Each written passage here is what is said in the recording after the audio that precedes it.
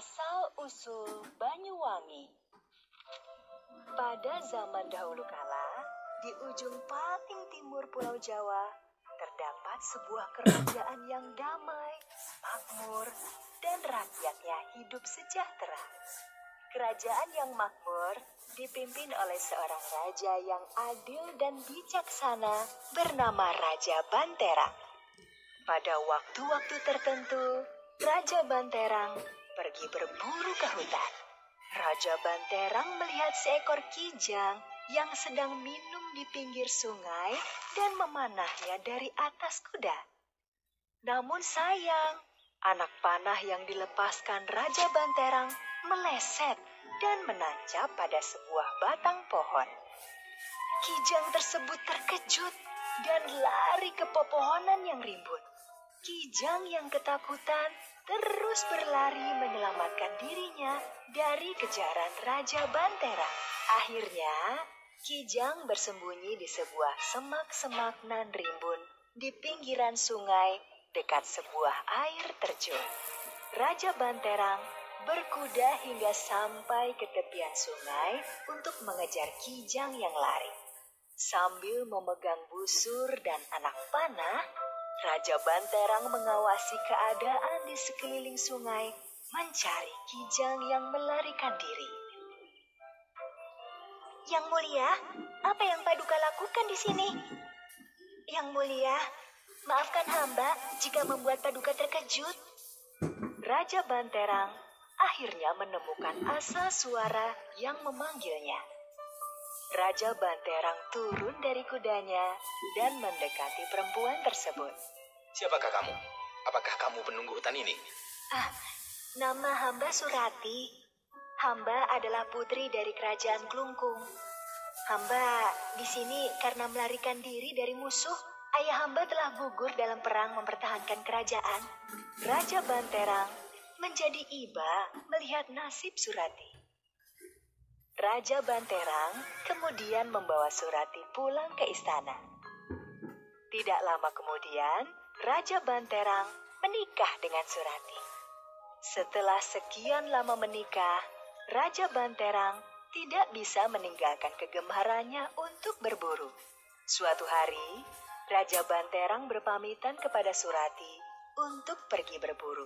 Raja Banterang pun berangkat berburu dengan dikawal beberapa pasukan berkuda. Namun, tanpa disadarinya, sepasang mata mengawasi keberangkatan Raja Banterang dan pengawalnya.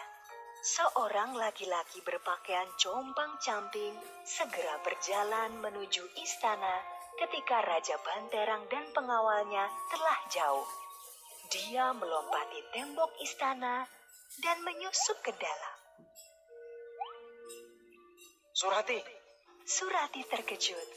Ada seseorang yang mendekatinya. Kakanda Rupaksa, apa yang Kakanda lakukan di sini? Laki-laki yang menyusup ke istana tersebut ternyata adalah kakak kandung Surati, Rupaksa. Surati, kamu harus tahu bahwa suami kamulah Raja Banterang yang telah membunuh ayah kita. Jadi kamu harus membantuku agar kita bisa membalas dendam demi mendiang ayah kita. Surati sangat terkejut, namun tidak percaya dengan apa yang disampaikan oleh kakaknya. Tidak, Kakanda. Raja Banterang telah menyelamatkanku di hutan. Aku berhutang budi padanya. Rupaksa sangat marah dengan jawaban Surati. Bawalah ikat kepala ini sebagai cenderamata dan simpanlah di bawah tempat tidurmu.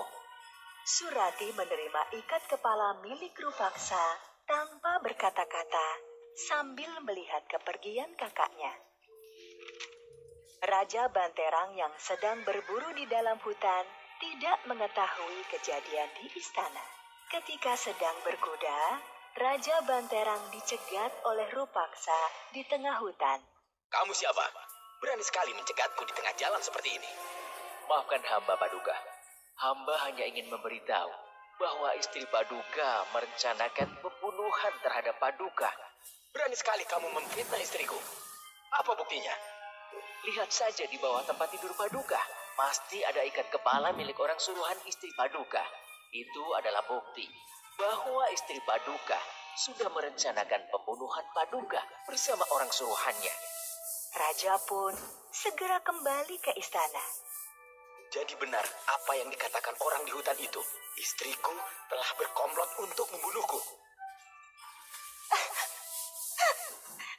Hamba tidak pernah berniat jahat untuk membunuh Paduka. Orang yang Paduka temui di hutan itu terpaksa kakak kandung hamba. Aku tidak percaya kata-katamu. Kamu sudah aku selamatkan di hutan. Jadi ini balasanmu. Surati merasa sedih dan berlari hingga sampai di tepi jurang air terjun yang dalam. Paduka, hamba tidak pernah berniat jahat. Hamba akan menceburkan diri ke dalam sungai di bawah sana. Jika airnya berbau harum, itu artinya hamba tidak bersalah. Tetapi jika berbau busuk, hamba memang bersalah. Surati melompat ke dalam air terjun. Raja Banterang mencoba mencegahnya, namun terlambat. Raja Banterang melihat ke dalam jurang air terjun tempat Surati menjatuhkan diri. Raja Banterang yang terus melihat ke dalam jurang air terjun itu tiba-tiba mencium bau yang sangat harum. Maafkan aku, istriku. Aku justru mempercayai orang lain daripada istriku sendiri. Sejak itulah istilah Banyuwangi